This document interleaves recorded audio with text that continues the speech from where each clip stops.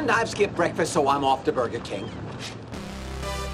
There's a fine line between bold and ridiculous. Sometimes you think you're about to stun your audience with a big plot point, but instead they roll their eyes. In TV, there's a phrase for this all too common phenomenon: jumping the shark. You know what you just did, don't you? Don't say it. Jump the shark. We'll be spoiling the following movies and TV shows. Jumping the shark refers to the point where a TV show exhausts its original conceit and does something dramatic to try to rekindle excitement or change direction. The phrase itself refers to a specific moment from the 1970s sitcom Happy Days, where a beloved character, Fonzie, waterskis over a shark. This scene was pointed to by radio personality Jon Hein as the beginning of the end for Happy Days, where the show's initial appeal of grounded 1950s nostalgia was lost to more cartoonish plot points. Hey so! Who says so? We say so! In 1997, Hein created the website jumptheshark.com, where he listed 200 other instances where shows took a similar turn for the worst. Ironically, the idea that Happy Days went downhill after the shark jump is a bit of a misconception. The show continued to be massively popular for another 5 years. So I didn't care for 1 minute. We were number one for 5 years after that. What did I care there was a phrase? That's true. That's true. Nevertheless, since Hein's coining of the phrase, jumping the shark has entered the popular vernacular.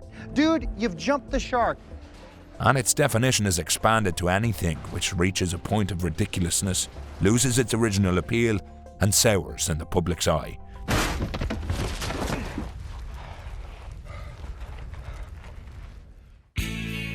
These are all common problems for long-running TV shows.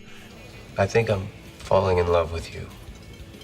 And so there are a lot of shark jumps in the history of TV, and they can be organised into a few different types. I don't think it's so bad. I just think it's a different look. Kind of like a new me. The first is when the central conceit of the show is lost. In Roseanne, this was when the family won the lottery.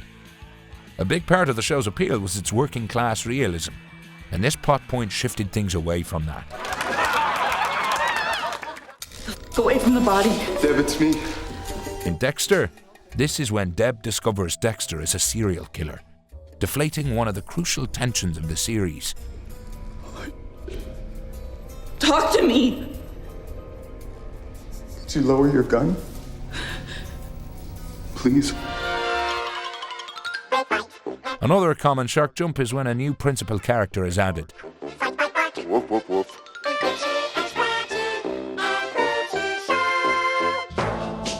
In the Brady Bunch, for example, fans point to the introduction of Cousin Oliver late in the series as a shark jump moment, a clear attempt to refresh the show that fell flat.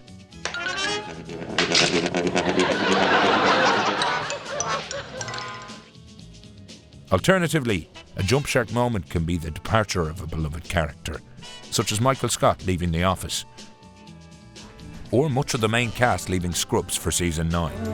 I'm no Superman.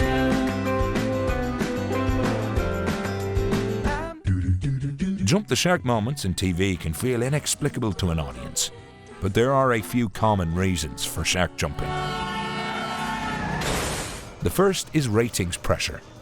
Long-running shows must constantly retain audiences, and in later seasons, networks may push for bigger and more attention-grabbing moments that they can advertise. A second common reason, the escalation trap. Shows sometimes get caught up in the need to best their previous season, and eventually the only option left is something extreme or absurd. Third reason, creative exhaustion. When you get into your 5th, 6th, 7th season of a series, you've sometimes already written over 100 hours of storylines. For even the greatest TV writer, it can be hard to come up with new ideas in a contained world.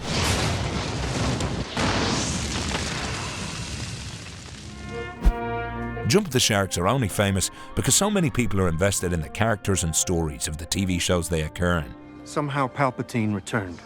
Jumping the shark reminds us that nothing can last forever.